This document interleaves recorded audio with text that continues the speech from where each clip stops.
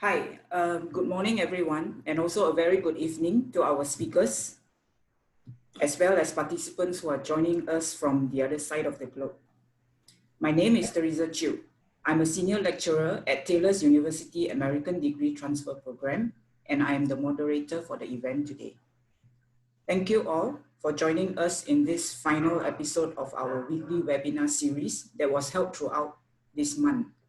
In today's webinar, we will be hearing from our ADP alumni who will be sharing with us their journey as a student at Taylor's ADP, henceforth as a transfer student at their respective university in the US, up till their current position.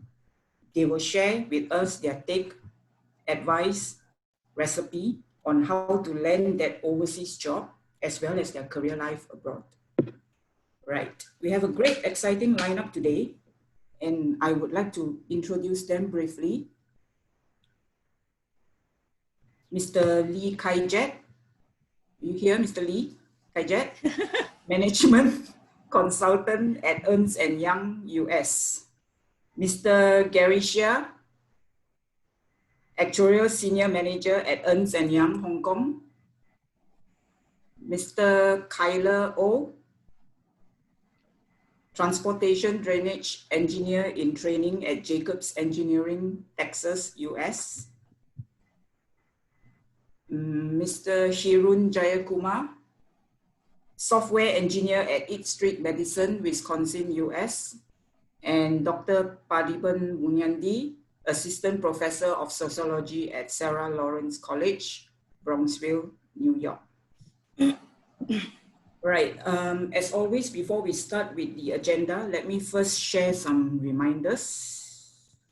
Dr. Wong, yes. Yeah, please rename your Zoom name as your biological name. Always keep your mic on mute during the webinar. And if you have any questions, you are encouraged to type your questions in the Zoom chat. And also the webinar recording link will be shared after the session via email. Okay, without further ado, to start off, I would like to invite Ms. Prema Ponodurai, Head of Department of Liberal Arts and Humanities, to give her opening remarks. Ms. Prema? Thank you, Teresa. Thank you, Teresa. Good morning, everybody. Thank you for joining us today, our participants, our speakers, our students, parents, all of you who have logged on this morning with us. Today, I welcome you to the last of our four-part series entitled In Conversation with Taylor's ADP. In part one, ADP, Your Route to Reputed Global Universities, was an insight into our ADP program, student life, transfer options, and academics. In part two was Hear It from our US experts, where you were joined by US university representatives and the US Embassy in Kuala Lumpur to share regarding the transfer process and visa. In part three was on specific majors, sharing on session with our alumni in the US who had just recently transferred and the whole transfer process. So now we are at the fourth and final session. You will hear from our alumni in the US who have been on your very same journey. They have joined us, they transferred, they worked, and are now settled in the US. So you see, we do not just support you for the 2 years you are here, but we prepare you for the next 5-10 years of your education and your career. So to all participants here today, you too will be part of this great legacy of the Taylor's ADP program. This webinar is crucial because it focuses on work and building your careers after gaining your degree in the US. With work experience, and that too, it is essential, especially with the fourth IR beckoning in the STEM and arts fields. It cannot be denied that the US companies like Microsoft, Amazon, Apple, Facebook are leading the way in change. So with this experience and exposure after gaining your degree with these companies, this will put you on top of your game. You will have the global experience and perspective, and you would be the ideal candidate for any organization. So before I go and we get started, I would like to thank to our dedicated ADP team led by Dr. Loh Kah Heng, Ms. Lim Yu Peng, Ms. Tava, Dr. Wong, Mr. Alvin, Ms. Teresa, our moderator today, Dr. Azim, and Dr. Yvonne, and our tireless student helpers who have made this series a success. So a big round of applause for you guys and this great team. To our alumni, welcome home. Thank you so much for keeping in touch and being proud of being part of our ADP community. Kaijet, Gary, Kyler, Hirun, and Dr. Patiban.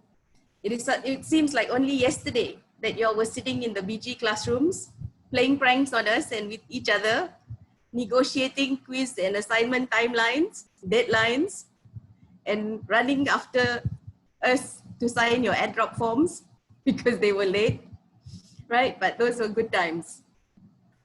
You all amazed us then and you continue to amaze us now.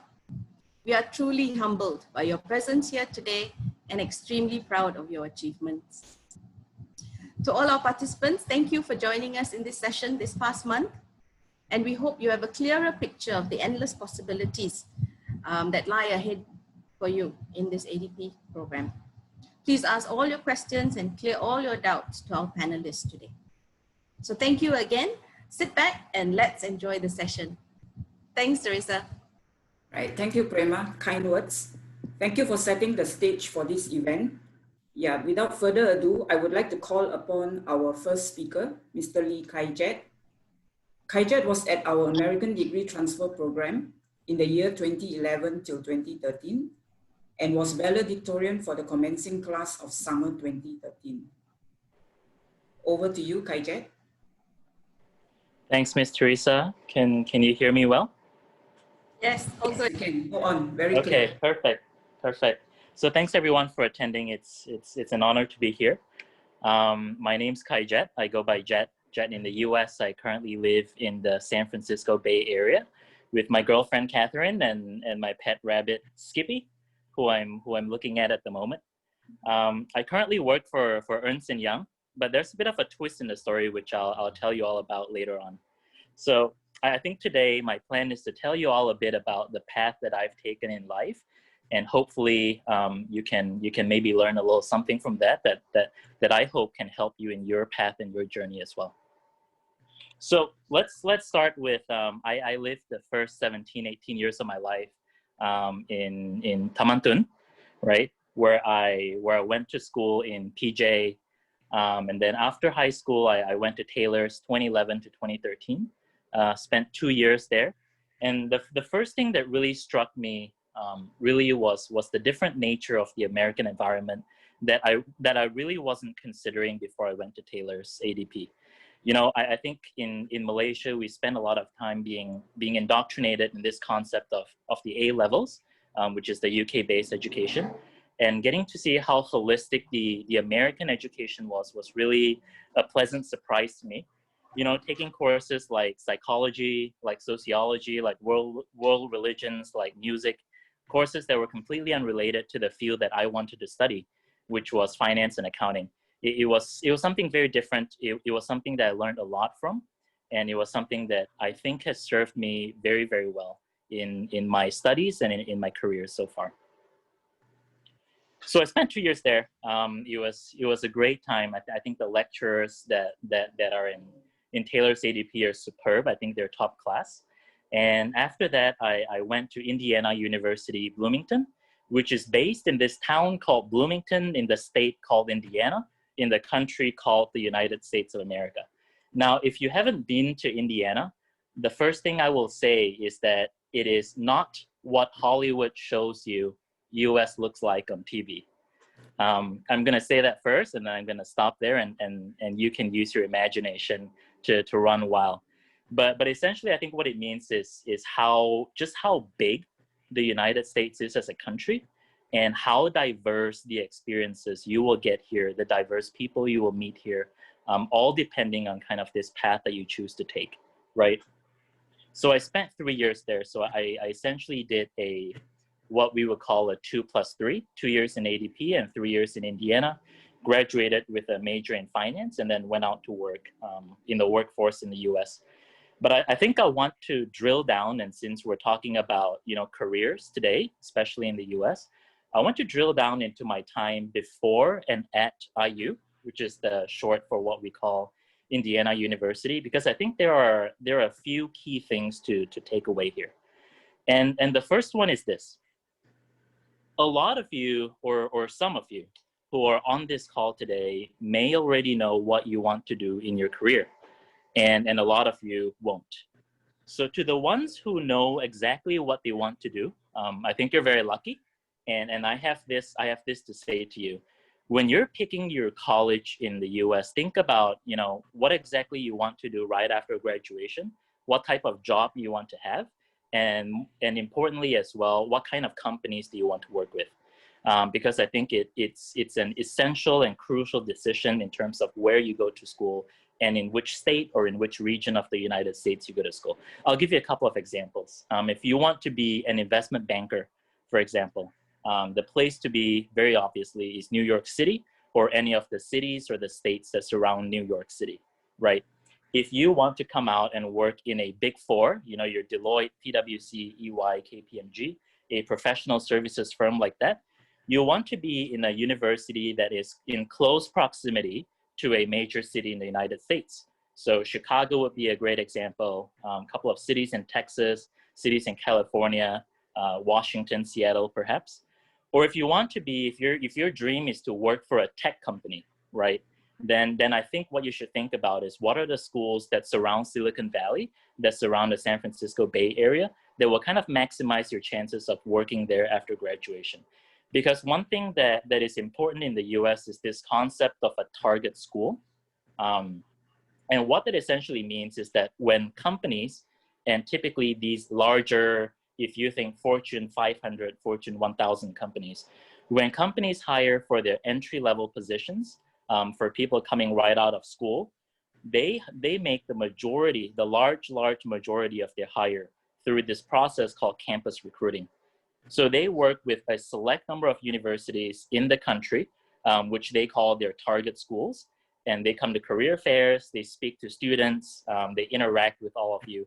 And that is, I would say that is probably the predominant way in which you would get a job in the United States, with a company that comes to your school, sends recruiters to your school, interviews with you, talks to you, and gives you a flavor of what to expect in that company, and learns a little more about you and your experiences as well. So that's the first thing that I wanted to talk about. The second thing is to think about, for that school or the couple of schools that you have targeted and that you're thinking about going into, think about their strength of their campus recruiting office. And so I say this because I think a lot of people don't pay that much attention. A lot of times, in Malaysia, we don't really have the chance to come to the US to look at the schools before we come here, right? We look at what's on the website, what's on the rankings, and a lot of times the rankings go by the quality of the professors, the quality of the time that the students had at the university. Now, the third thing to look into is the quality of their campus recruiting office, which goes back kind of with that first point of companies coming to your school and recruiting on your campus. So you want to make sure that your school, your business school, speaking as a business major to, particularly the business students who are listening on this call, pay attention to your campus recruiting function to make sure that they make it a priority that these companies that are attractive to you, come to the schools that you're in. And then once you get here, I think you probably hear this a lot, right? But you want to fit in, you want to make some friends, and you want to go out there and enjoy yourself.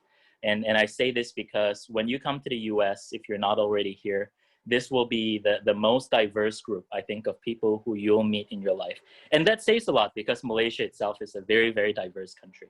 But when you come here, you're going to be with your fellow Malaysians. You're going to be with your international students that come from all over the world. And you're going to meet all the American students here as well who grew up in America. And all of these people you meet will form kind of that basis and that backbone of your network that you will have going forward in your future. And kind of a cool story that I have there is that I personally really, really struggled to find my internship after my junior year of college.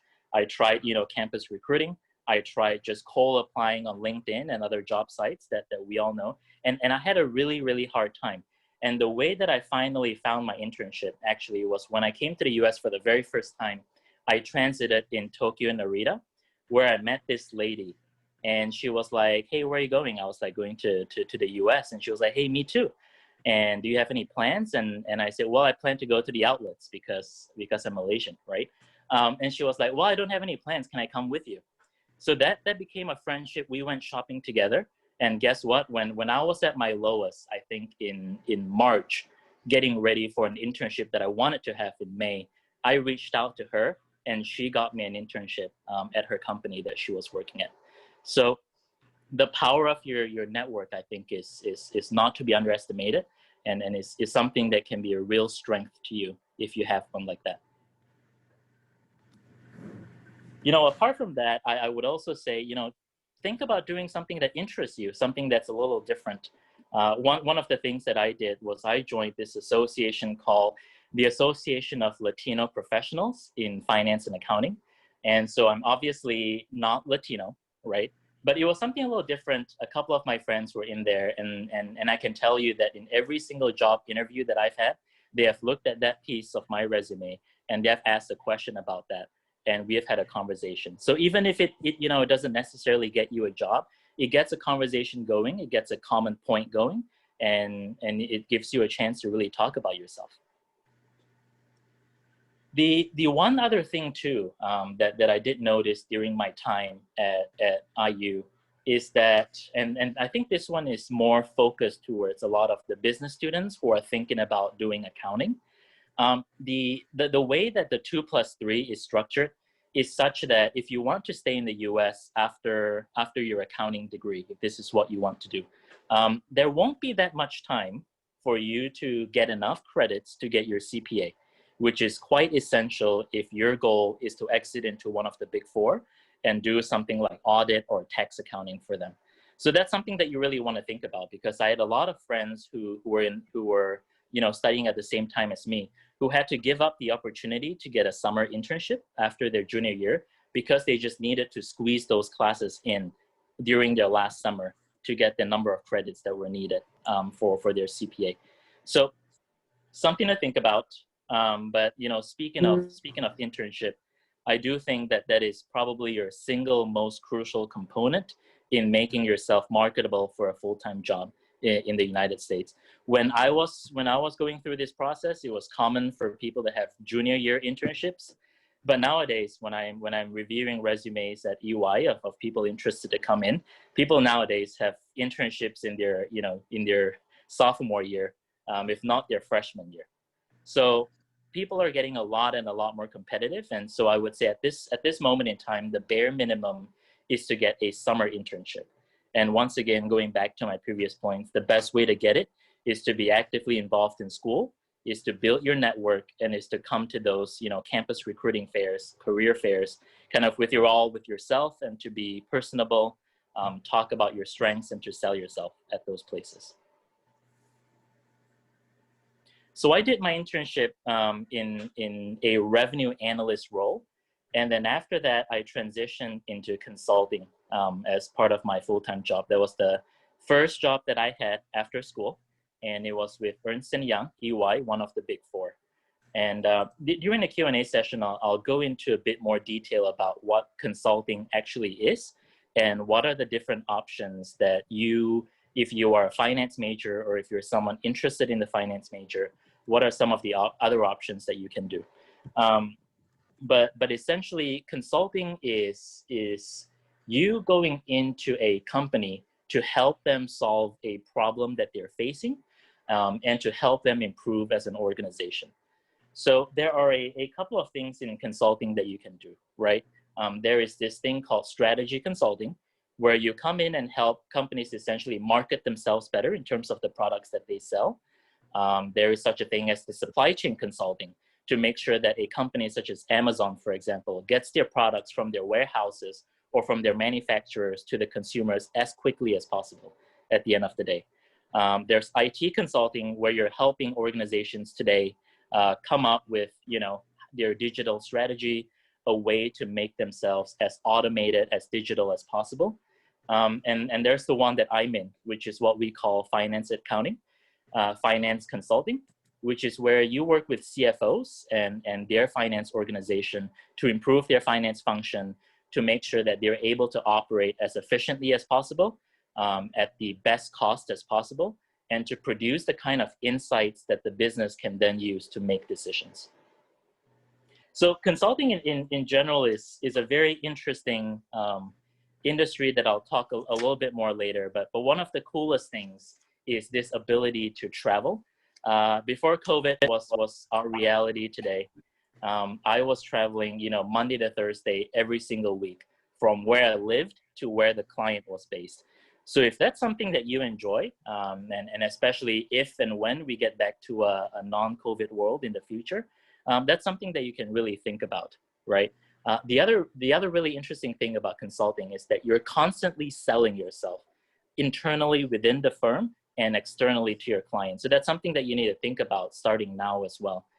You work on a project basis, right? So you're going to go from one project, you're going to wrap that up, you're going to go to the next project. Well, guess what? When you go to that next project, you're selling yourself to that EY team, in my example, that you're the right fit for that team.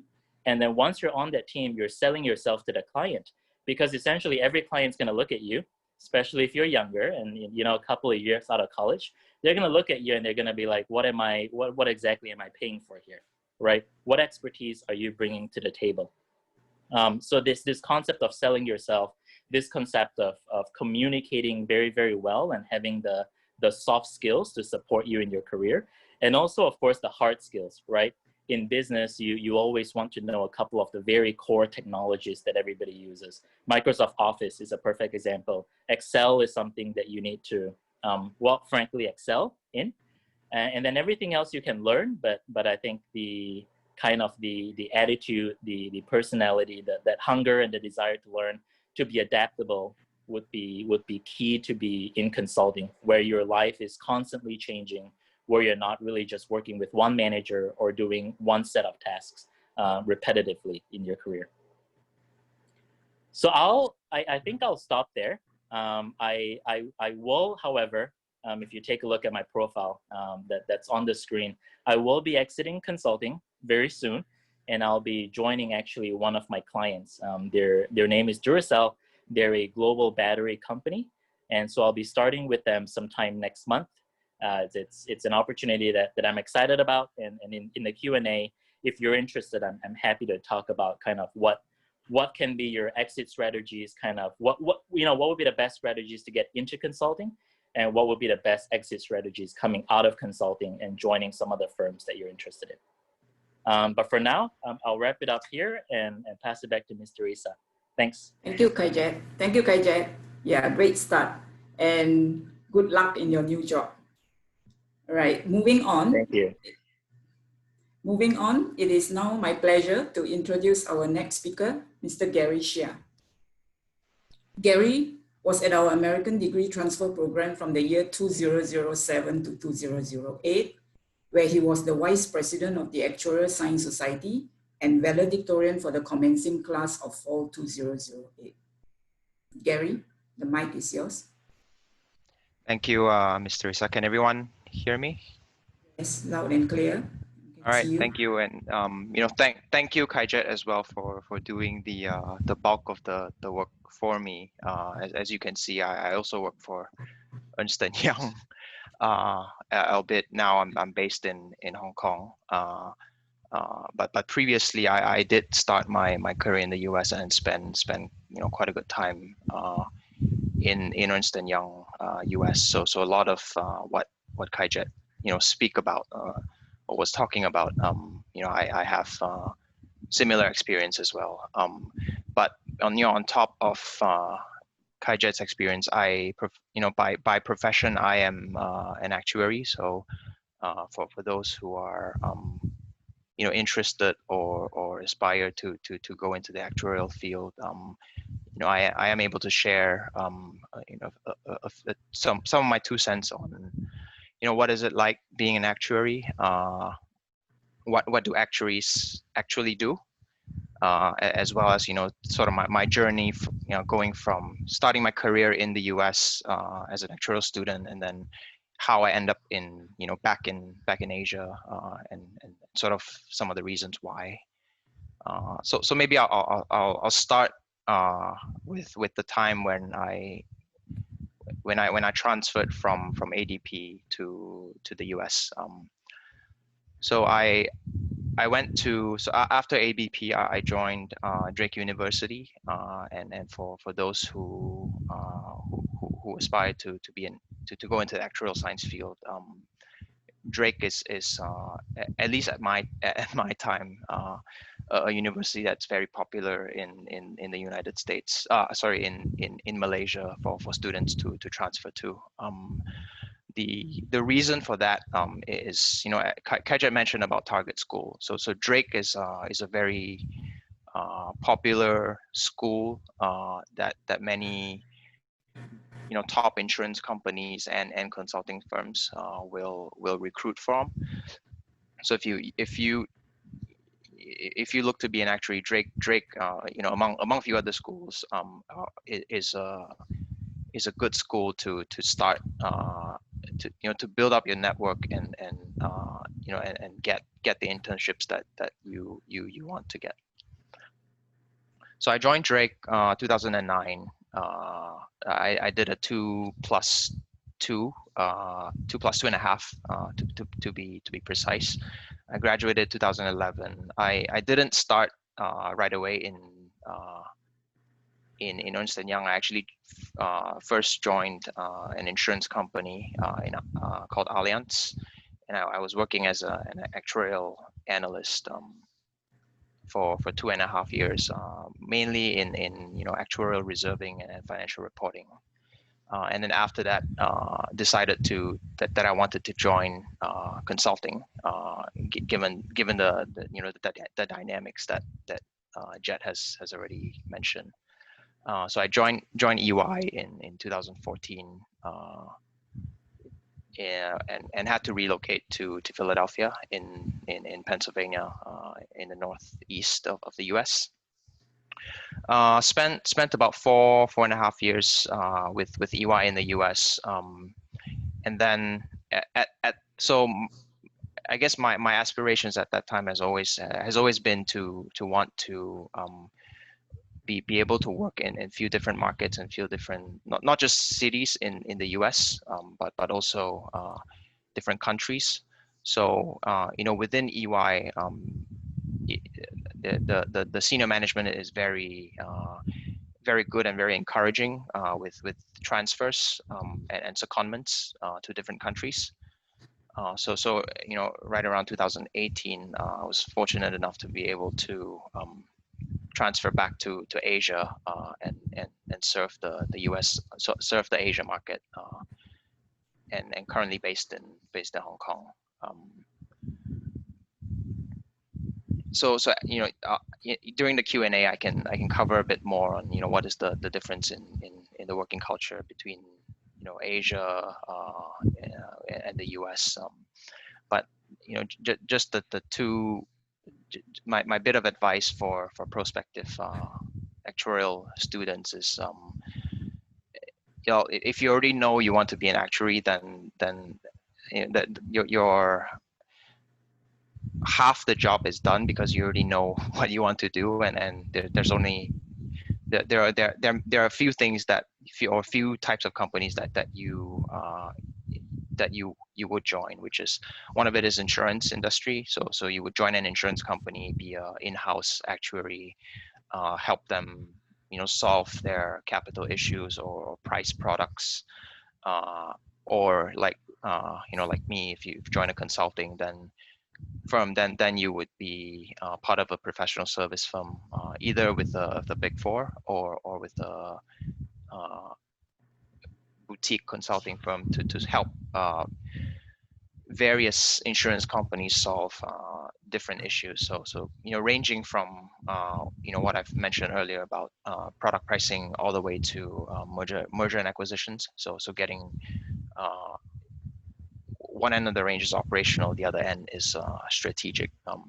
So there's a wide range of things you can do, but they will all be sort of limited or not limited primarily in the insurance space. So maybe I'll pause here and we can go more into details in the Q&A session. Yes. Thank you, Gary. We'll go there later. Yes. Our next speaker is Mr. Kyler O. Yes. Our next speaker, Mr. Kyler O, who was at Taylor's from 2014 till 2016. Kyler was ADP Student Union President and also valedictorian for the class of summer 2016. Kyler, you want to continue from there? Yes, thanks, Ms. Teresa, and thank you, Kaijet and Gary, for sharing your experiences. I enjoyed hearing them myself, even though I'm in a totally different field. But anyway, I'm Kyler. I'm currently based in Dallas, Texas, and I'm working as a drainage engineer for Jacobs Engineering. I was in ADP for about 2 years, from fall 2014 to summer 2016, before I transferred to Iowa State University. And I was there studying civil engineering for about 2.5 years, and I graduated in December 2018. During my college career, I've had about 2 internship experiences, one in California and Los Angeles, and another one in Malaysia. And both of those internships were in super small companies. And right now I'm working in like a very big multinational company. So I'll go a little bit into that later on what the differences are. Currently I'm here on STEM OPT, and my company is helping me sponsor a work visa. So if you guys have any questions about that as well, feel free to ask later on. But what I'd like to share today is a little bit more about the civil engineering industry and engineering in general, and also how to market yourself better here in the job landscape, because it is quite competitive. And as international students, we are at a disadvantage. And I don't mean to be discouraging about that bit, but I'm just trying to lay things out at how reality is.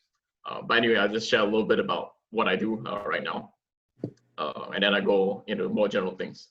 So as a drainage engineer, what I do is basically design drainage structures for roadways and railways. So basically you can think of things like culverts, drains, sewers, ditches, or inlets, which I guess in layman terms, you probably know it better as like longkang, I guess. But it's not that simple. But so basically I coordinate the design of those structures, roadway engineers, retaining walls, and all the other engineering disciplines. And I'm currently working on a design of a 42-kilometer long passenger railway project in the Dallas-Fort Worth Metroplex area. So some of the things I do every day is working in with CAD programs, which is just short for computer-aided design drawings. So if you watch movies, Hollywood movies, and you see architects discussing something engineers, and they all hover over a table looking at plans, like drawings on those are plans. I look at existing designs and how we can incorporate our design into it, doing drainage analysis and how water off-site flows onto the roadway or railway, and design my drainage structures based on that. So now going into work culture, definitely since I've worked both in Malaysia and US, I can speak a little bit about it, but of course, bear in mind, this is more general and every company has a different work culture. But I would say that over here in America, it's definitely more equal in the sense that it's very less hierarchical compared to Malaysia. Where in Malaysia, you tend to, follow what the boss says and all that. You don't really question them. But over here, you have more leeway to speak to your boss and you speak your mind, and they'll treat you a bit more like equals. But of course, you still have to show respect to your boss and all, right? And people here in general are more outspoken, and they do take a little bit more initiative compared to Malaysians. And that's also a good emphasis, all this in the company I'm working in right now anyway. There's a good emphasis on work-life balance.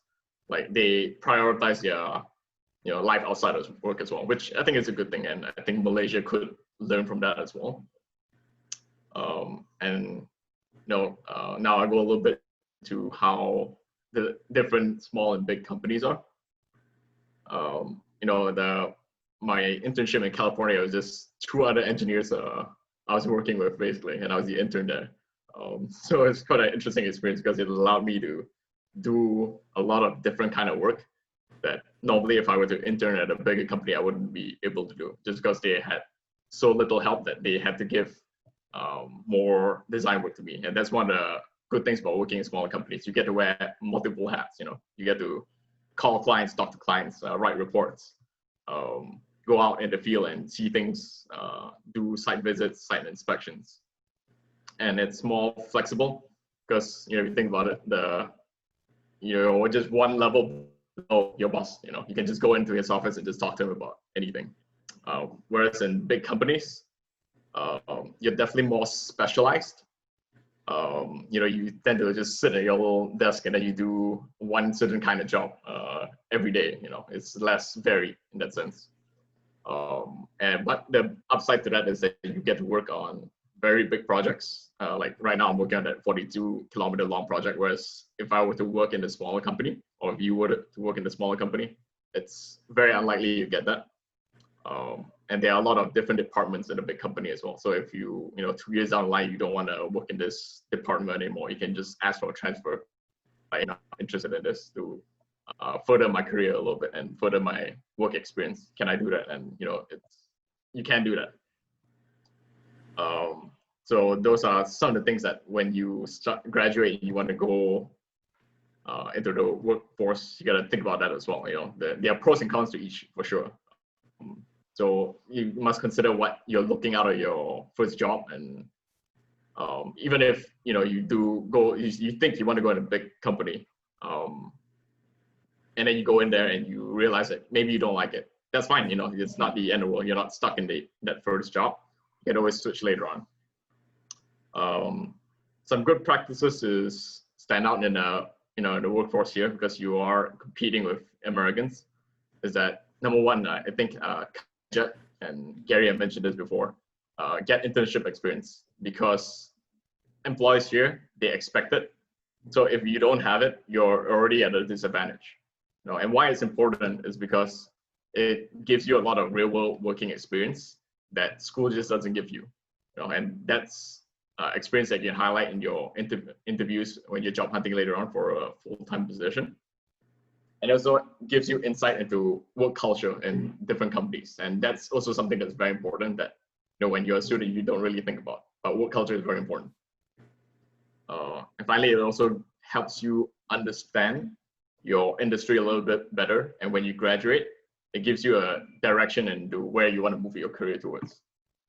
Another thing that will definitely help you out is be involved in clubs or student groups in college. Like for example, I know for aerospace or mechanical, you have this F1 car racing competition where you have to basically design a little car and you race it with other groups from other universities. So this allows you to help put theory into practice, and that helps sell yourself as well when you're job hunting. As well as, I think Haja mentioned this as well, like networking. It helps you meet other people, and later on, sometimes if you're struggling to find a position outside, you have friends who already have gotten into the industry. You can ask them like, hey, I know we worked together in the past, we work well together. Are you able to vouch for me to help get a full-time position? Yeah, like personally, I was involved in Engineers Without Borders. So basically, it is like a volunteer kind of thing where we help conduct projects in third world or developing countries, I guess. And I worked on a water distribution project. So we were basically building like a water tank system to distribute water throughout the village in Ghana. And I got to travel there and I got to meet the community that we're helping. And it was a great experience, because you get to see things that we normally don't get to see, because we are very lucky here in Malaysia. And, if you are going to US, you are very far removed from that kind of life and that kind of situation. So it really puts into perspective how lucky we are. And it's also, something that's good on the resume to put on a resume. And last thing that will probably help and may not be applicable to all industries, but in this case, it would be helpful in engineering, would be get some certifications. There's definitely some you can do. Like for me, at the end of my college, I took the Fundamentals Engineering exam, which gives me the AIT title, which means Engineering Training. And this is very important in the civil engineering industry because you're expected to get a professional engineering license in the future. And the FE exam, getting that EIT title is the first step to getting there. Because after you get that, you need to work another 4 years under a professional engineer before you get a professional engineering license. And it's the same way in Malaysia as well. I'd be happy to answer more questions about it if anyone wants to know more about it later. But basically, employers here, I think what they expect you to, when they're looking at a fresh grad, they just expect you to have, to know your basics, because that's basically what your degree does for you. It teaches you the language of your industry, you know, and 95% of what you do on your job, you learn on the job itself, not in school. You need to be willing to learn because again, you really don't know much coming out of school, even though you may think so. But you know, always ask questions. Never be afraid to ask questions. Even during internships, when you're working, ask questions. And the tricky part of engineering is that some engineering fields, they are hard to break into. Like for example, for aerospace engineering, I know a lot of friends who went into aerospace and they find it very hard to get a job here because like all the big companies, Boeing, Raytheon, NASA, Lockheed Martin, Northrop Grumman, all these aero companies, they're actually tied to the American defense industry. So it's very sensitive data. And usually all these roles, they require you to be an American citizen. So like 90% of my friends who were aero, they never got a job here and they had to leave. So you need to understand what doors your degree can open, you know, and think about that, whether that will limit, if being in America is really what you want, will it allow you to stay here long-term, to get a job here and for them to, your company to sponsor a PR maybe, or a green card. You know, and job hunting, I would say, it's, especially as an international student, it's very disadvantageous, as I mentioned before. So be mentally prepared to go through that period of unemployment, and it's very mentally challenging, you know, because it's a risk for companies to hire international students because there's no guarantee that you stay here in the long term, and they spend a lot of time and resources training you. So if you know, they are a bit wary of taking that risk. But you know, don't be discouraged. It's definitely possible. I know a lot of friends who have gotten jobs here as well. You know, you just gotta keep going on. Don't give up, and just keep going. You know. Again, I think Hijat mentioned this, but definitely go for career fairs because that's where you can get expand your network a little bit. You can go up to different companies who are at career fairs, and that helps you also know what companies are in your industry. You get to learn a bit more about them, and if you land an interview, that helps you practice as well. You know, and I think one of the most important things you should do is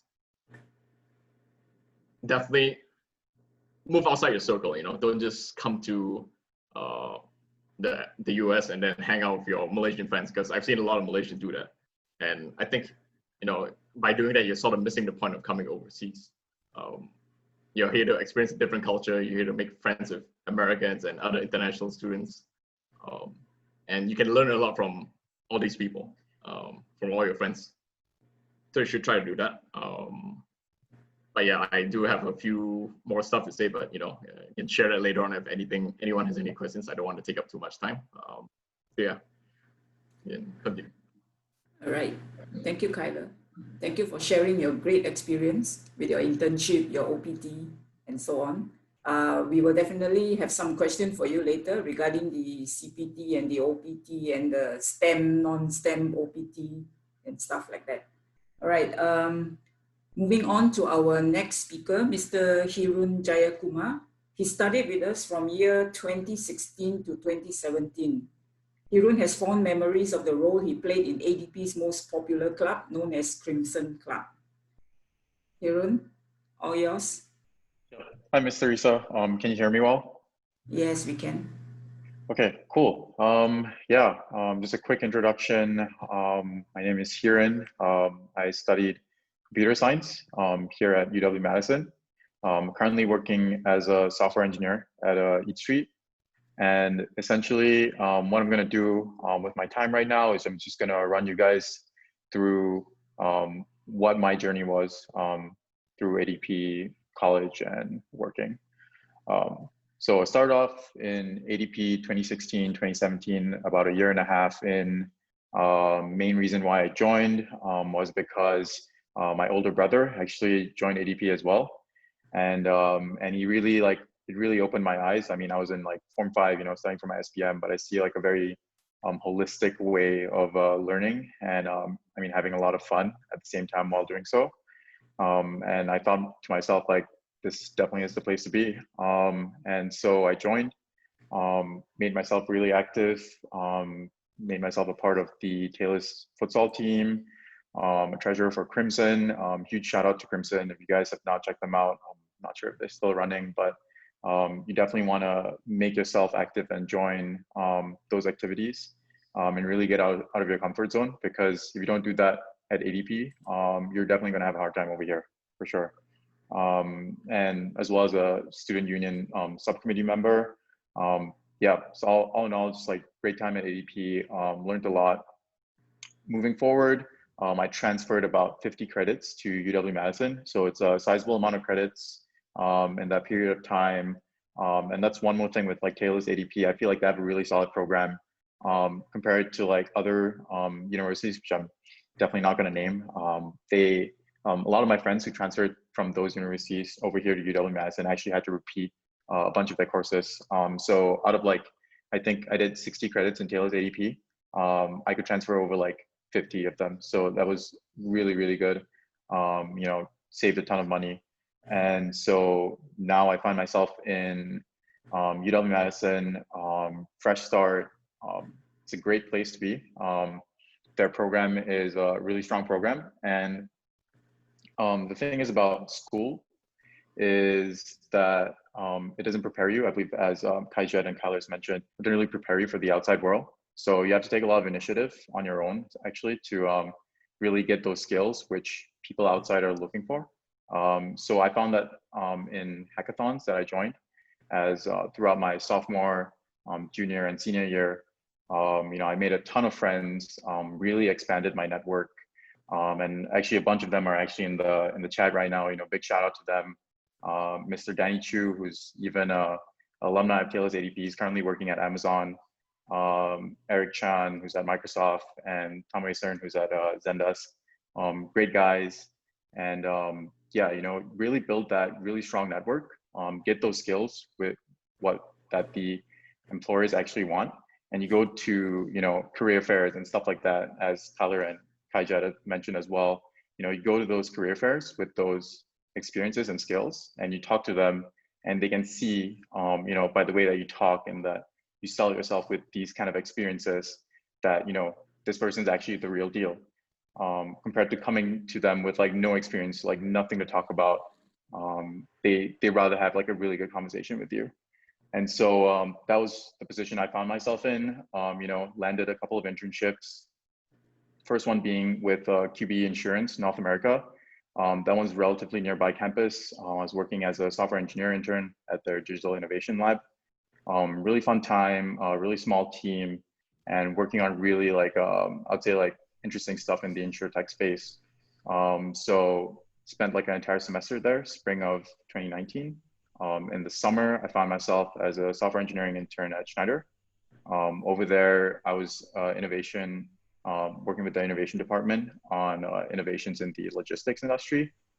And then fast forward to this past spring, I was a software engineering intern at Eat Street, working on their drivers team. So, building out, designing, developing, and deploying their software around drivers, dispatch, and HR, that kind of stuff.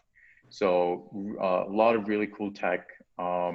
and eventually converted into a full-time offer. So it was just really what you bring to the table in terms of internship experience, as the past speakers have mentioned, really weighs a lot.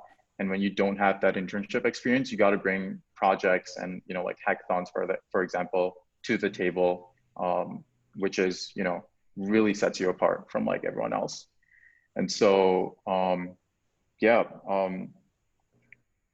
right now the job market is definitely looking a little rough, but yeah, as I mentioned, getting some CPT experience in there definitely allows you to put yourself ahead when you're in your OPT and like looking for jobs and stuff. And I'll be getting into more details on that later on.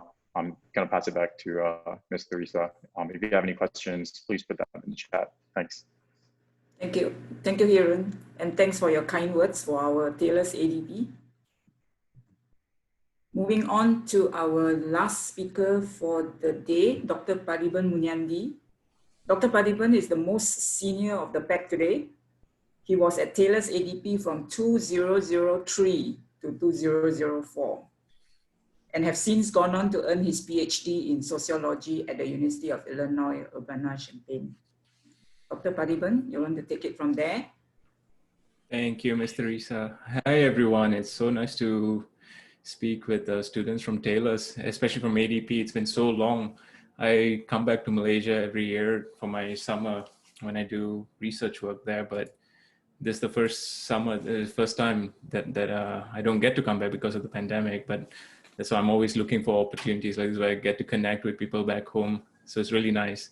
It's so nice to hear from everyone else as well, all the alums who've spoken so far and all your experiences, which is really kind of a testament to how amazing the students from ADP tend to be. And I have something very, I guess, a little more unique and a little more unusual to share about my own background with ADP, and coming to the United States. You can say that I fall in the category of someone who followed one of those fields and one of those areas of study that we don't normally advocate or advise. I'm in the social sciences. I'm a ethnographer. My work has a lot to do with working with migrant, refugee, and displaced communities in Southeast Asia, including refugees, asylum seekers, right? I've been doing this since my time at ADP. So Taylor's ADP had a big influence over a lot of what the kind of work that I'm still continuing to do right now. I think around 2004, I started working on some research with organizations in KL and Kuala Lumpur and in Penang. These are organizations that were working with the Rohingya refugees as well as the Chin refugees who live in Malaysia. And around that time, I also started getting very interested in trying to understand why do we have so many communities and so many groups of people who are very invisible, very hidden in our own backyard, right? In our own country, which we, people who do really important work, right? What we might call today essential work, right? But they never get the recognition. They never get the sort of dignity, right? That and value that they deserve. So that's during my time in Taylor's was when I started really getting interested in doing research in that area, right? In sociology in particular. So I finished at Taylor's at ADP in 2005, but I spent about a year working in KL with different at different places. Actually, it's been so long, I'm struggling to remember who I worked for back then. But in 2007, I came to the University of Illinois, Urbana-Champaign, which is one of the largest university campuses in this country, right, in the United States. As others have mentioned, there are some huge universities here. I happen to join one of the larger ones. It's the kind of place where it's very easy to feel lost, right? I do know there are ADP students who apply to U of I quite regularly, quite frequently, and they do get in. I do know there are a lot of Malaysians at the University of Illinois as well, right? That community helped me a lot as well. getting used to life here. But it is very easy to get lost, right? To feel out of place, to feel alienated and isolated, right? When you when you come to a big campus like this.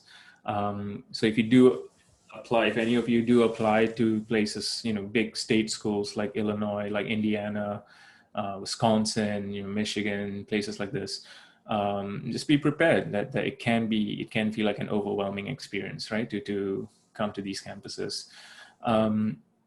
But at the same time, after very quickly, I learned that, people are friendly, right? Students are friendly.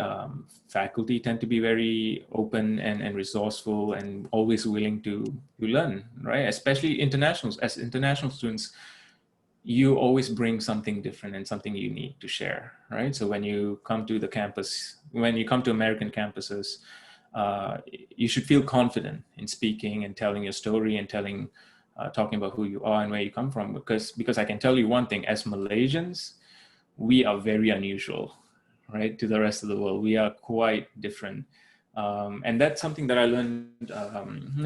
My first couple of years at Illinois, I learned how to use sort of my background, my story, my sort of Malaysian identity and history as a way to connect with people, right? As a way to tell stories with not just Americans, but anyone who's on campus. Especially you go to this big campuses, they tend to be very cosmopolitan, very international, right? So you'll be meeting people from all over the world, students from all over the world, professors from all over the world. So it's a good thing to learn how to use that to your advantage, right?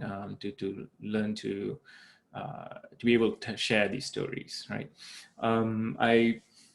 I graduated I got my bachelor's in 2008, and then I decided I wanted to continue doing research, right? Ethnographic research with displaced communities, right? With migrant and refugee communities. So I decided the PhD track in sociology was probably the best option for me. I never really had a particularly strong interest in, say, the corporate sector or the professional sector. I think at that stage, I was very much determined to go into the research and academic area. So I started my PhD at Illinois, and I finished in 2015, when I started working as a lecturer of global studies for 2 years. And then I got my first tenure track professorship at Sarah Lawrence College, which is in New York. Again, if anyone who's familiar with the map of the United States, you'll know that Illinois and New York are two very different places, even though they're in the same country. So I moved to New York in 2017 to start at a small but very, very well-known and famous liberal arts college. In fact, it's one of the highest ranked liberal arts colleges in the country, Sarah Lawrence. It's particularly famous for attracting very weird and kooky students, right? People who are really artsy and really into the humanities in particular. So performing arts, theater, dance, and so on. And some of our more famous alumni from Sarah Lawrence includes J.J. Abrams, the guy who directed Star Wars. If anyone's familiar with Jordan Peele, right, the comedian and director. So it's a strange place. It's a strange campus, which I absolutely love. It's very different from anything that you'd come across. So I started there in 2017, and I've been teaching there in sociology ever since. And I teach in this area of global migration and displacement studies, right? So a lot of seminars and courses related to international migration and refugee crises. So what's happening with all these different communities around the world who are being forced off their homes, and needing to move across borders, right? Finding ways to survive and manage in places where they are not accepted, right? And where they may not be wanted even. So a lot of what I teach tends to be focused on this sort of grounded experience of being displaced, right? Being on the move. So as you can see, this is a very different track that I've taken and I've experienced coming from ADP. So I've really emphasized the liberal arts part of ADP, right? As you know, it's not all hopeless in that sense. You know, if you have different interests, you know, if you want to do something that's a little off kilter and a little less travel, especially speaking as a Malaysian, right? I know what it's like growing up in Malaysia and you're told that this is what you have to do. This is the path you have to follow. One of the biggest advantages, right, of coming to the United States to continue your studies, and the other speakers have all mentioned this as well, is that you can actually branch out. You can open yourself to a life of learning, right? That is very different and very unique. This is unexpected as well, right? So you'll be able to pursue fields of study and areas of interest that we normally wouldn't get, right? We wouldn't get a chance, or we would be discouraged from pursuing. And that's something I would say that you, if you do get a chance, when you do come to the United States, or if you go to any country, right, even outside the United States, because I know many ADP students do apply to the UK and Australia as well. It's the same thing, right? It's allowing yourself to look at the different fields or different areas of study, thinking interdisciplinary, right? That this term interdisciplinary will become very important the moment you step onto an American campus, right? Particularly the more liberal, the more progressive campuses in this country. This is when you're not just encouraged, but you're pushed to look outside of the boundaries of a particular major or a particular area of study, right? And that's very important as well. I would say that when you arrive on an American campus, part of what you have to adapt to is just learning to overcome our own natural tendency to stay cooped, to look for the familiar, right? To look for things that are most comfortable, and quickly learn to be okay with feeling uncomfortable, right? To feeling out of place, to feeling like the odd one out, right? To feeling like the one who's a bit different, because it's a challenge, right? It's a challenge, but it's also one of the most powerful learning experiences you can have when you get here. I have been working closely with communities in Malaysia even after I left the country. Even though now I'm working in New York, I'm teaching in New York, I still continue to do a lot of my research work in Malaysia, right? Because I maintain a very close tie to Malaysia, not just through family and friends, but also through my work, right? So the books that I write, the research that I do is all tied to these different communities, right? This hidden and marginalized communities who live all over the country, right? From Kuala Lumpur to Malacca to Negeri Sembilan to Penang to Langkawi, right? And Kedah. In many ways, this is my way of maintaining that deep connection to home, right? To homeland that I've always wanted to do. So part of it has been this wonderful privilege that I have, that as a faculty member, as a professor, that I can continue to work and teach, right? And a college here, and even have a life here, because I live here with my wife and our 9-month-old baby. Yet I can also maintain this wonderful connection to home through my work and my writing. And I also run I run this summer study abroad program where I get to bring students from New York to Malaysia, and I teach them how to do field work and work with those very same communities that I mentioned, right? The refugee communities, the migrant communities who live in Malaysia. So that's just to share a little bit of me and my sort of basic advice on how to approach the United States. Yeah. Thank you, Dr. Padiban. Right, thank you all. That was great. I'm sure that our participants here have greatly benefited from this sharing. And as we have come to the end of our main agenda, we will now open the floor for some questions and answers. Right, we will start with some of the questions that was posted by the participants when they were registering for this webinar. And because some of the questions were similar in nature, we have tried to put them together as one. But because that we are running out of time, can we make it a little bit more interactive so that when the speaker is answering the question, can we, Dr. Wong, can we open the mic for opportunities for participants to ask their question also regarding that? Yeah, the first question, Kai-Jet, I think this is for you. As someone working in the finance field, can you share how is it like in general? Sure, yeah. So I think I talked pretty comprehensively about the consulting field, which I think is one option for a finance major in the US. So I'll talk about a couple others. I think a very popular exit option is in the accounting domain, especially exiting to a public services firm, right? Like Gary and I are in, a big four doing audit and tax. So that is one option. You will expect, I think, in the first couple of years, a lot of work, a lot of hard work. But the benefit is that I think you learn a lot. You learn very, very quickly. You work with a lot of different people. And after doing a couple of years, the opportunities in front of you are really endless in terms of joining other corporations. Which kind of brings me to the other option, which you can do, which is to exit, after college, right into a company that you and I know, right? Like think about Apple, think about Facebook, think about any of these brands that you know. You can always enter and do finance for them or do accounting for them. It's what we call corporate finance or corporate accounting.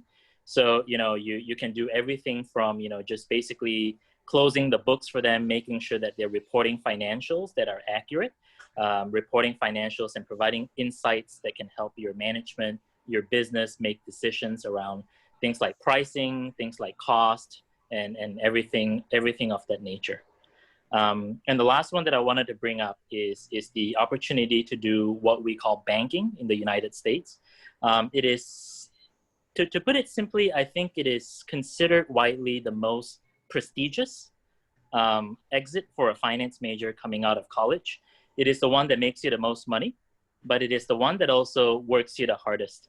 So if you watch, Wolf of Wall Street, and you think that you may enjoy something like that, tone down the drama, by like 100 times, but tone up kind of the hard work and the effort that you have to put into it. We're talking 100 to 120 hours per week. If it is something that you're interested in, if you love chasing deals, if you love negotiating, if you love sitting at a table, working on things, that bring people together in mergers or acquisitions, then that is a potential for you as well. Yeah, I'll Gary here. I'll echo what Kaijet said about the banking side and chasing deals. Consulting. I think in the consulting space as well. Kaijet, I'm not sure if you had similar experience, but within EY, there is opportunity to do that. But of course, not as intense as the banking side. So. If you are interested in something like that, but don't want to dive all the way in yet, consulting is also an option for you to consider before you decide this is what I want to do for the rest of my life. Great. Agreed. Yeah, 100%. Yeah. All right, Gary. To continue for us, since you're here, we have just heard just now that you worked as an actuary in the US and is now based in Hong Kong. So I guess the next question would be for you. What are the differences that you have experienced working in different countries? Yep, sure. Yeah, I can share some of my experiences. I also did see a question on the chat about what made me choose to move to the Asian market from the US. So maybe I'll start. In terms of differences, right? The one thing that is very glaring, I think Kyler also mentioned, on the people side, Asia is more bureaucratic. You tend to see a lot of, your juniors not being comfortable to speak up or voice their opinion to their bosses. That's very different than in the US, where even though there is a structure, but everyone, when it comes to meetings, when it comes to discussions, everyone's very open. I guess for my experience when I first started in Allianz, I was one of the more soft-spoken ones where I won't say much. I just put my head down, do my work, and yeah, I guess from a career, and compared to my other colleagues who are born and raised in America, they're like, oh yeah, I want to do this change, I want to change that, I have this idea, I have that idea. That's very well received in the Western market or in the US market. Being outspoken is sort of their nature, right? But in Asia, that's I wouldn't say that's not appreciated, but that's something that I think as individuals growing up in Asia, that's not something culturally we are accustomed to. So that was the main difference that I experienced, and how that and working first starting out in the US. First starting out in the US, and picking up how to be learning to be a bit more outspoken, and being more comfortable now voicing out my opinion actually, and then now moving to the Asia market actually has advantages in the sense that I am now able, because of me willing to voice out opinions and have views. That's actually as uncomfortable as it is actually well recognized and well appreciated. Not just in Asia, but it's just all of the not just in the US, but all over the world. So having that experience that does give me a competitive advantage, where I'm able to serve. So just to give you a bit of flavor, I don't just serve the Hong Kong market. I serve sort of the greater Asia Pacific.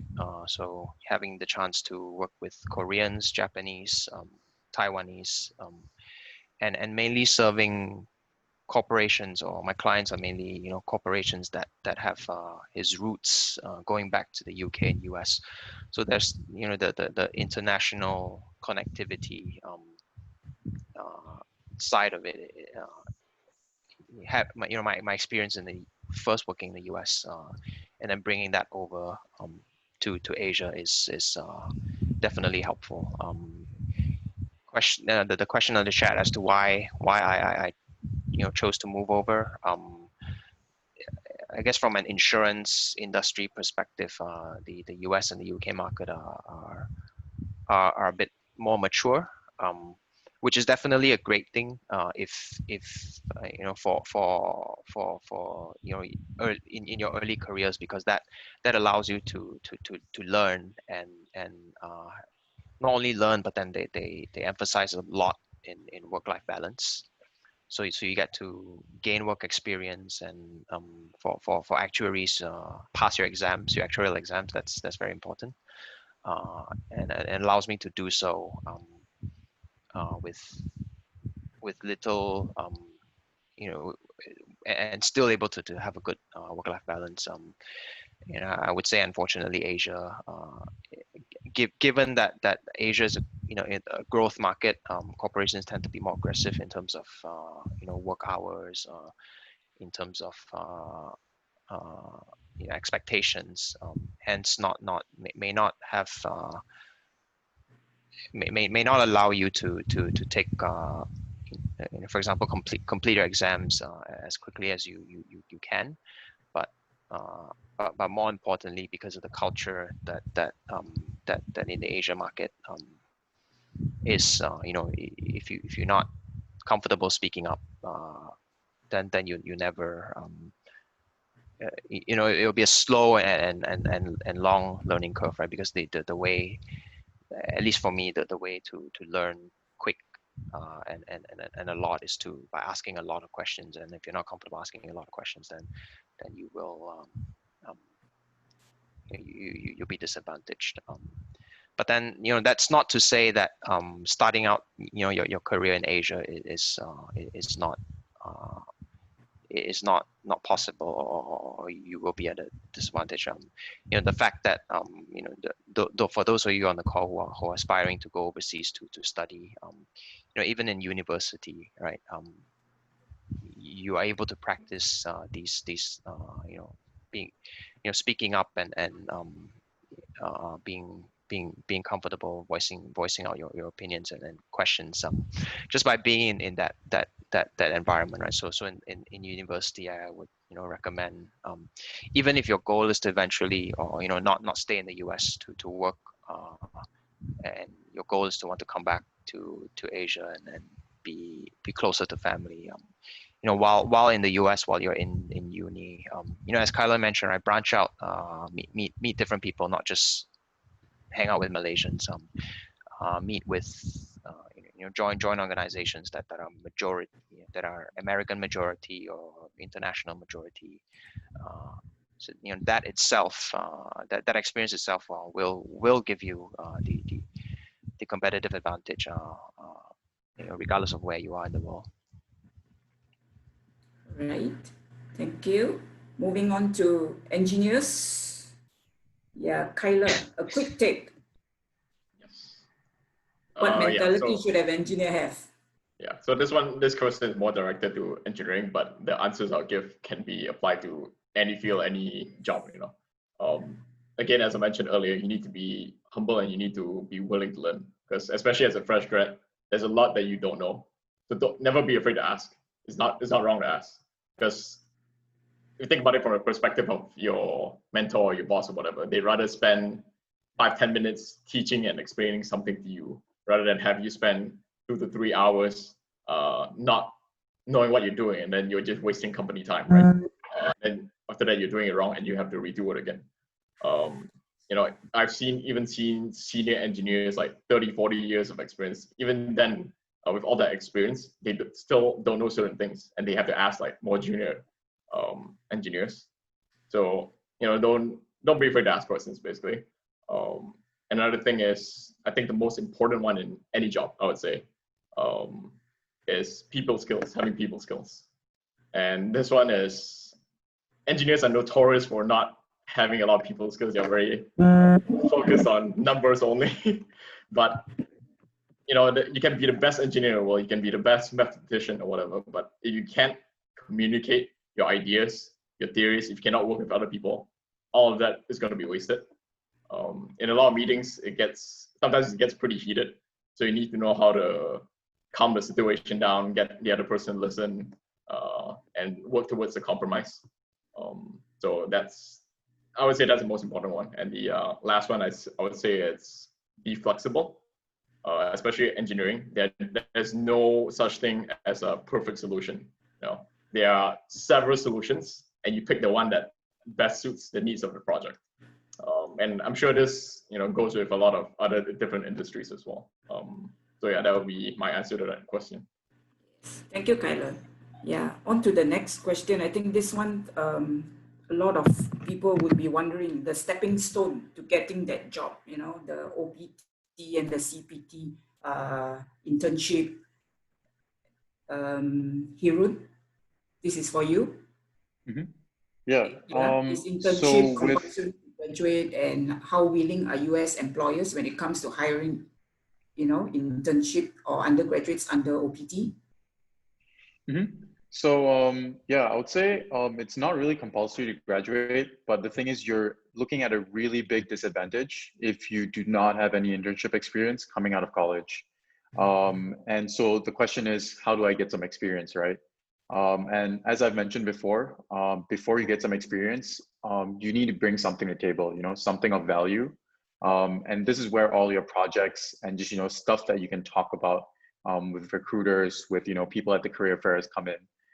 Because compared to someone who doesn't have anything to talk about and just shows their resume with like good grades and stuff like that, having something like really like tangible to talk about at a career fair really brings you a long way. And the thing is, with like career fairs, right? Most of my stuff, actually not most, all of my positions that I've gotten have actually been through career fairs. So I actually highly recommend it. Some people say it doesn't work. I just went in there and shot my shot. I recommend everyone do the same as well. You know, make the most of these kind of opportunities. And thing is with career fairs, it's very daunting, right? You walk in, you know, it's a bunch of people, international and American alike, you know, looking for jobs, right? Or internships. And the number one question, which I see a lot of international students ask, which I personally feel is one of the biggest mistakes, is actually, are you willing to sponsor me a visa? And for an internship position specifically, if you ask that question, 9 out of 10 times they're going to say no. So the real question is, you shouldn't be asking that question. They will ask you that question if it is an issue. This is like really key here, because if I can tell you straight up, if that my past positions with QBE, they did not sponsor a work visa. I didn't even ask them. They didn't ask it from me throughout my internship process. I do not need a work visa to do a CPT internship. I can use a CPT, which is a part of my student visa, and that's completely fine by them. They just need to sign some documents and it works. So internships in general, I would not even be asking that question. They would ask you for that question. If you're looking for more full-time positions, that's when things kind of change a bit. You definitely want to be asking out there in the first round interview that, yeah, you know, you want to make it clear that I am in need of a sponsorship, and that would be a thing, you know. But the thing is, yeah, with internships, right? I think they're the best way for you to get a job on your OPT post-graduation, just because you don't have to go through that entire round of interviews that, you know, most people fresh out of college would need to do. Extremely daunting, a lot of work to be put into. And as an international student, you're usually in a really tough spot, right? You know, you have like what, 3 months left on your lease. You know, you're hustling and bustling for this one shot, right? And it's really daunting. Like, don't get me wrong, like I've seen friends in that position, and it's a rough spot to be in. So what I highly recommend is that get as much experience on your resume as possible through projects. Try to make that into something more tangible, like a proper internship experience.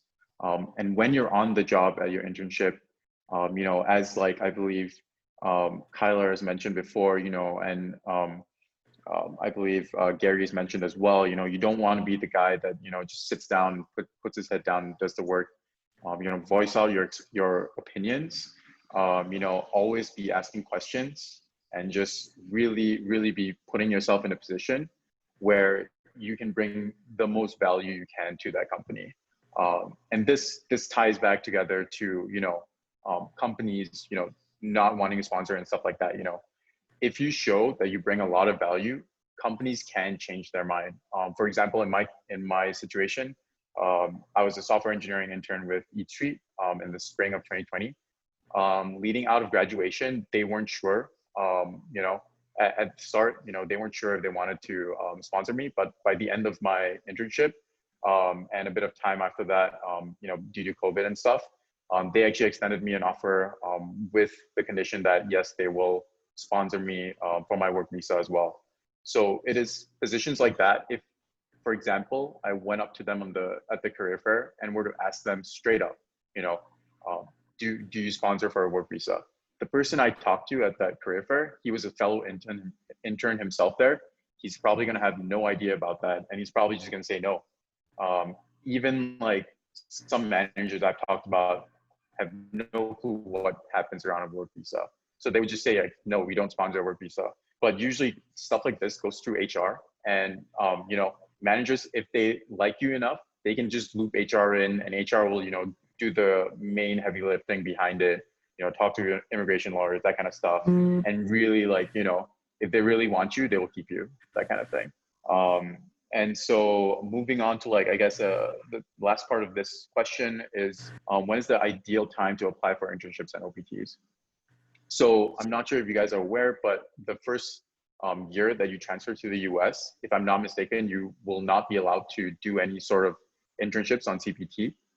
So what you can do in your meantime is, for example, in my position, I transferred in the fall of 2017. And this was, so yeah, basically a year from that means that I cannot take an internship until at least officially on CPT until after until fall of 18, right? So that summer was a big question mark. What was I going to do that summer? And I decided that, you know what, I'm going to finish up some classes. I'm going to make the most of my time here in the US. So, you worked as a student web developer on campus, did classes part-time, two subjects, like 6 credits, as well as, take advantage of other opportunities here. So one big thing I did with some of my buddies was we joined this startup accelerator program called G Alpha.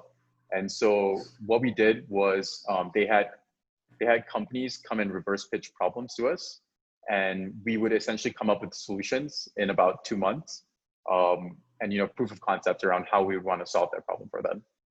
And so this is really, really great experience. I've not heard of any sort of experience like that, back in Malaysia. I'm sure now there are more like startup accelerators in Malaysia, but this is pretty big in the Midwest region. And so me and my friends, just got together. Hold up there.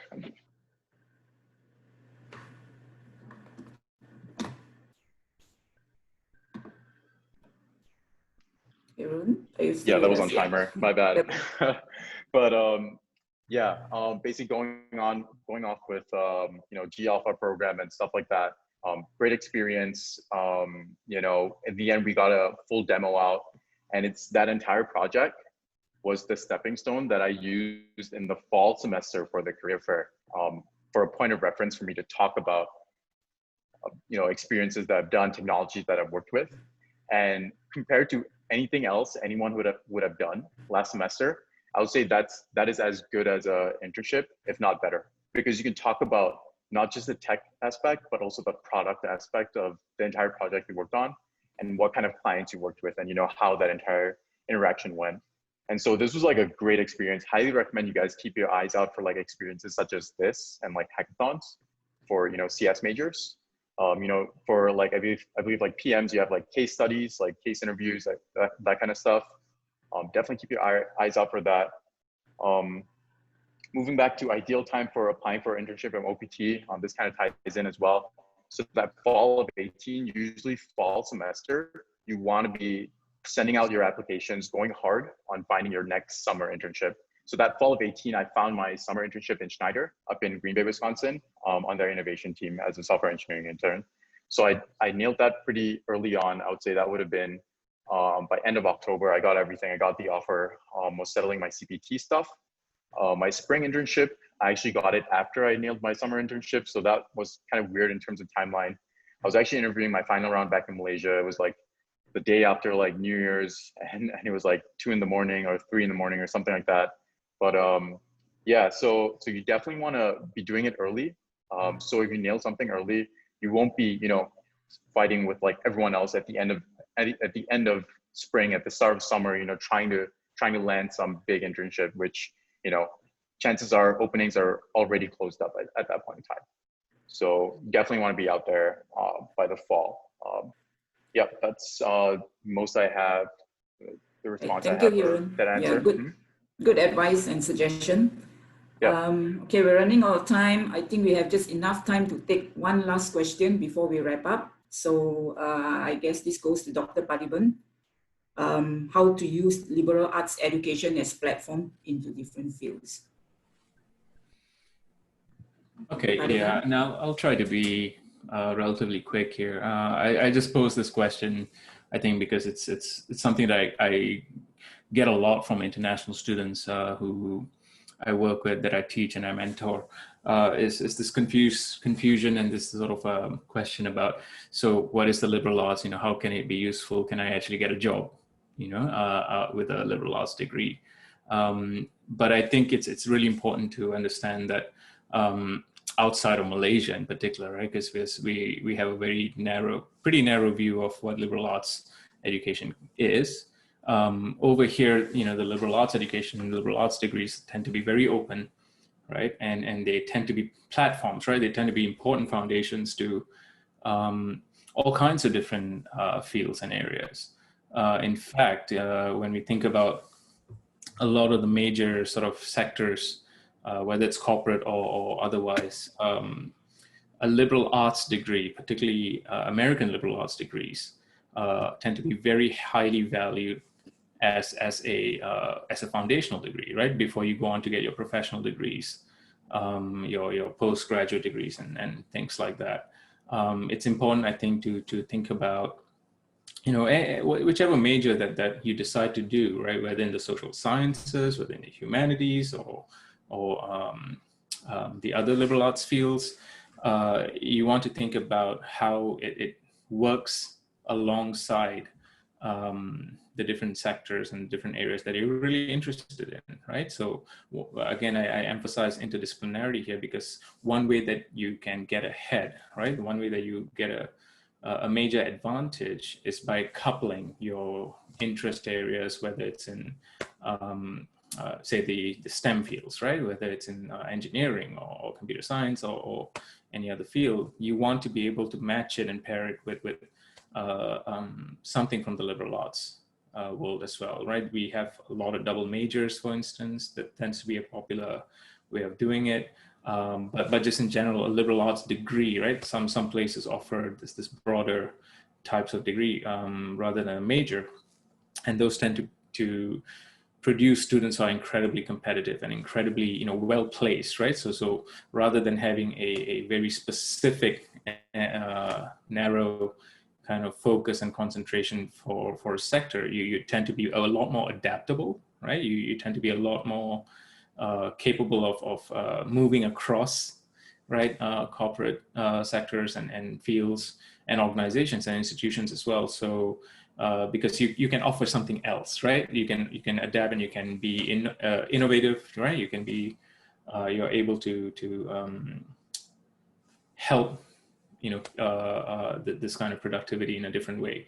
So the liberal arts education does offer that, and I always, you know, encourage students to think of it not so much as, okay, if I do this, I'll be stuck, but think of how it works alongside all the other sectors. So you have technical skills on one hand, but you also want to be able to show that you can think outside the box, that you can think, you know, not just within the confines of your specific major or specific area, but you can think in terms of, okay, how does this connect to a broader society? How does it connect to a broader kind of social or political or economic need, for instance, right? And what kind of need can you fill in that sense? This is where you start to see upward mobility within a sector. This is how, you know, some of those unspoken and intangible skills and intuitions come into play. And that's where the liberal arts really does matter. So that's something I just wanted to share as well.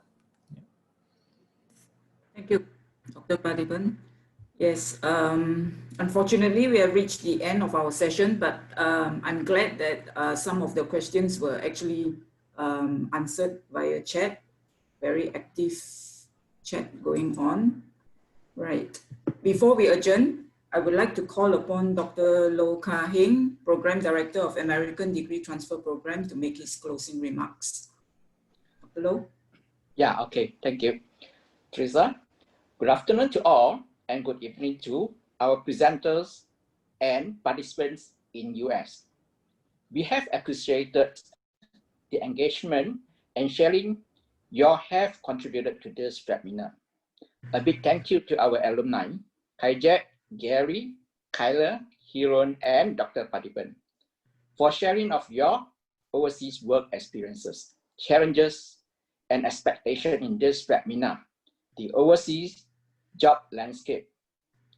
This webinar provides all the participants with a platform to engage actively with ADP alumni based in overseas companies.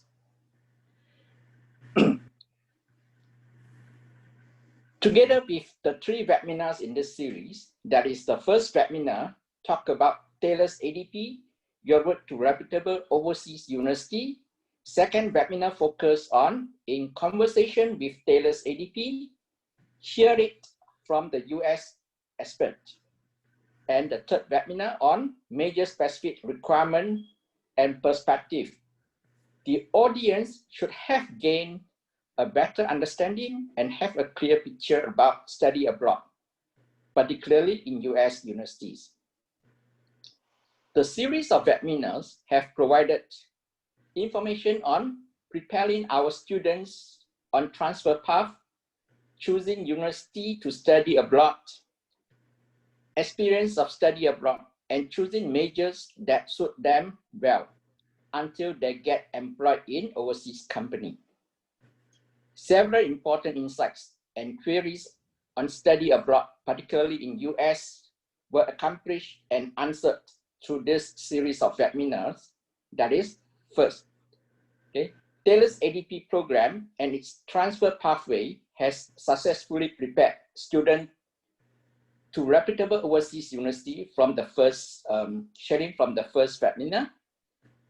Secondly, most of the overseas university have clear transfer pathway and accept Taylor's ADP students with maximum credit transfer.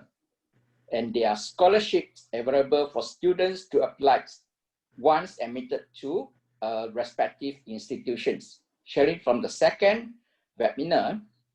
Third, Taylor's ADP students will have a smooth transition to overseas university with regards to all major of their study, such as business study, engineering, mathematics and computer science, as well as liberal arts.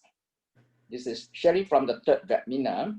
And last but not least, Taylor's ADP alumni have proven that they stand a good chance of being employed in overseas company after graduation. Okay, sharing from this webinar. I wish to thank our head of school, Dr. Anandita, who has attended the whole series of webinar and provide her moral support throughout the webinar series. And also to my boss, Ms. Prema, and all ADP academics who have assisted in organizing the series of webinars to a great success.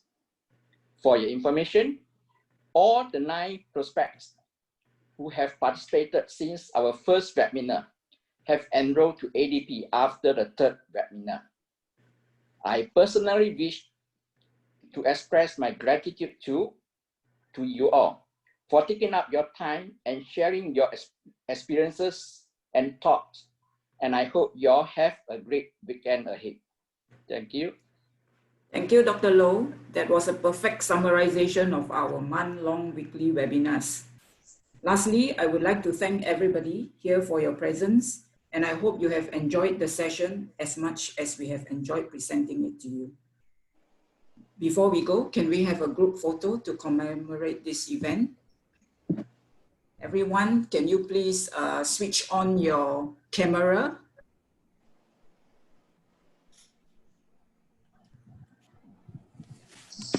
Who is taking the photo? Dr. Wong? Everybody's smiling, Rani. Smiling, but nobody's taking the photo. Okay, What about the rest? Camera on? Yeah, everyone please turn on the camera so we'll take a group photo here. So since this is our final webinar series. Yeah. Thank you everyone for showing up, right? So I hope you have a good time. You learned from those experts here. So okay, we will take a group photo right now. Right, please turn on your camera. Okay. All right. Yep, it's done, right? All right, thank you, Dr. Wong. All right, thank you everyone. Thank you all the speaker. Yeah, have fun. Thank you, all right, speaker, thanks. Dr. Padipan, Kyla, Everyone. Gary, Kieran, Kayet. Thank you. Thanks everyone. And come and see great us when y'all come weekend. back. Yes, keep in touch. Yeah, keep in Yes. touch always. Waiting for the borders to reopen. Yes. Yeah. Take the first flight back. Stay safe, everyone. Stay safe. Alright. Have a great Yeah. weekend. Take Bye. care. Be safe.